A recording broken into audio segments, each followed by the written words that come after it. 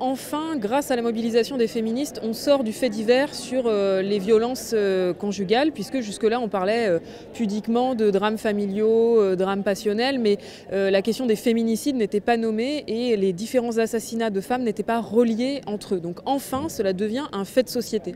Par contre, la grosse inquiétude qu'on a sur ce Grenelle, c'est que ça se limite à des effets de communication. Et le premier élément concret qui nous en fait douter, c'est d'abord tout simplement que les organisations syndicales n'y sont pas invitées. Pourtant, les 230 000 femmes qui sont chaque année victimes de violences conjugales, ce sont aussi des travailleuses.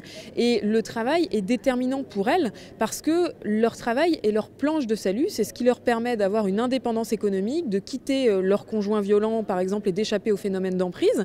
Et de l'autre côté, c'est aussi sur leur lieu de travail le premier endroit où un conjoint violent va chercher sa victime quand, par exemple, elle cherche à fuir. Donc, il y a besoin d'avoir des mesures pour sécuriser le travail des victimes.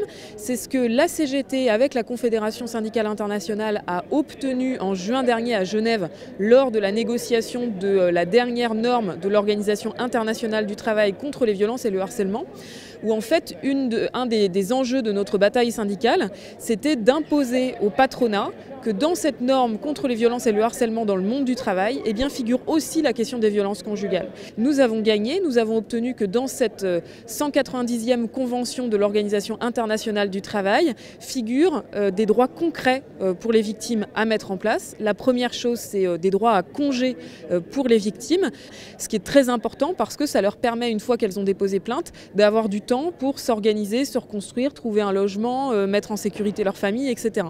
Deuxième élément concret qui est dans cette norme OIT, c'est des droits pour aménager son travail, par exemple un droit à la mobilité géographique, un droit à la mobilité fonctionnelle, des droits aux aménagements d'horaire, c'est par exemple ce qui existe en Espagne. C'est extrêmement important parce qu'en France, très souvent, nous avons été confrontés, par exemple à la CGT, à des victimes qui étaient en proie à des conjoints violents avec des plaintes déposées, conjoints reconnus violents, etc.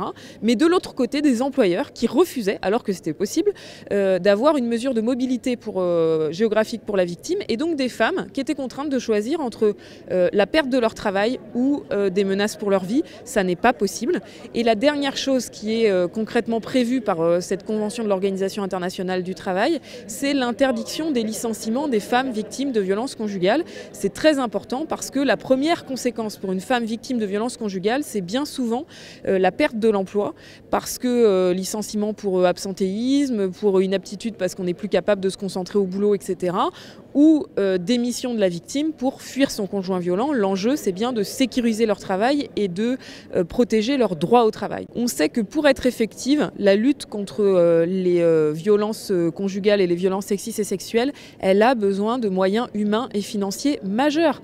En Espagne, c'est 1 milliard d'euros qui a été débloqué par le gouvernement espagnol. Et pour l'instant, en France, il n'y a aucun moyen supplémentaire au rendez-vous.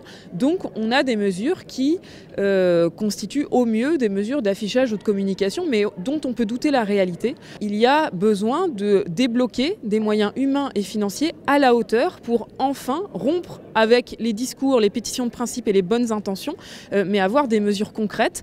On est aujourd'hui à la 101e femme qui a été assassinée par son conjoint ou son ex-conjoint depuis le début de l'année. C'est plus possible de se payer de mots. Il faut des mesures concrètes, immédiates et effectives.